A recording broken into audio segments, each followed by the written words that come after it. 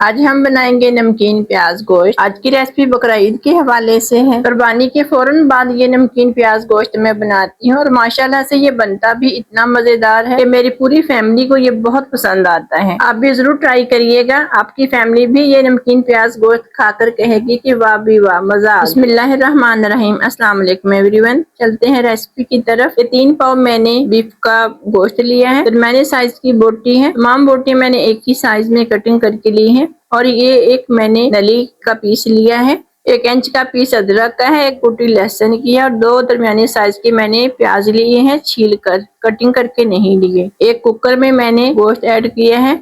इसी में 2 साबुत प्याज ऐड करेंगे। प्याजों को हम साबुत ही ऐड करेंगे, इसकी कटिंग नहीं करेंगे।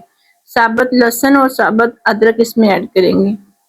1/2 टेबल स्पून के जितना मैंने इसमें नमक ऐड किया है। 3 गिलास पानी के इसमें मैंने ऐड किए हैं। इतने पानी से हमारा गोश्त भी अच्छे से गल जाएगा और कुछ यखनी की भी हमें आगे चलकर जरूरत होगी, तो इसमें से कुछ यखनी भी निकलेगी। कुकर को हम ऊपर से कवर कर देंगे और विसल लगा देंगे और फ्लेम ऑन करेंगे।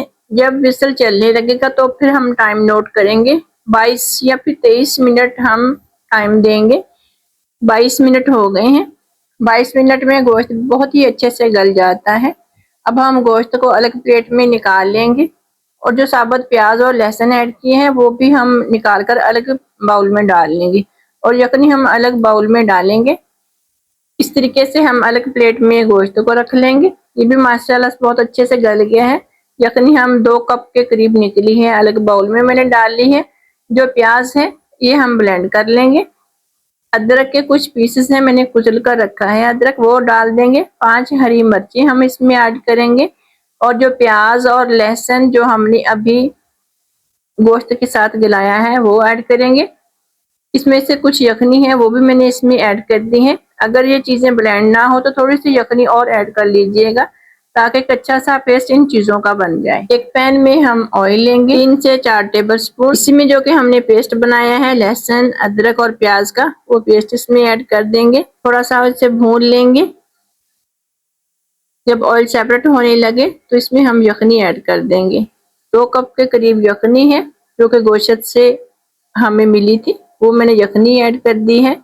इसी में मैं गोश्त ऐड करूंगी।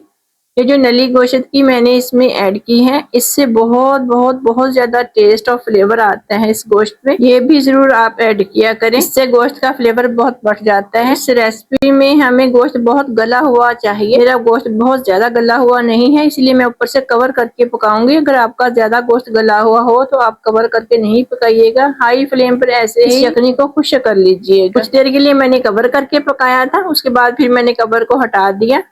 हाई फ्लेम पर मैंने यखनी को खुश्क कर दिया और साथ में बहुत अच्छे से गोश्त भी मेरा गल गया है।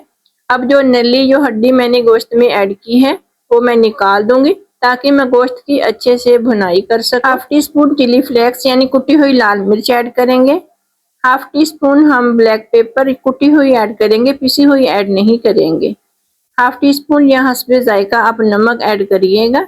इसी में हम 1/2 कप दही का ऐड करेंगे, लेकिन दही को मैंने बहुत अच्छे से फेंट कर रखा था, वो वाला दही मैंने इसमें ऐड कर दिया। दही को अच्छे से हम मिक्स कर लेंगे। फिर 1/4 कप यानी कप का चौथा हिस्सा इसमें पानी भी ऐड कर देंगे और अच्छे से भुनाई कर देंगे ऑयल सेपरेट होने तक। 1/2 टीस्पून मैंने चिली फ्लेक्स यानी कुटी हुई लाल मिर्च ऐड की है, लेकिन नमकीन प्याज गोश्त जो बनाते हैं इसमें कुटी हुई लाल मिर्च नहीं जाती, लेकिन कुर्बानी के गोश्त में एक अजीब सी खुशबू होती है, एक स्मेल होती है, वो खत्म करने के लिए मैंने कुटी हुई लाल मिर्च ऐड की है।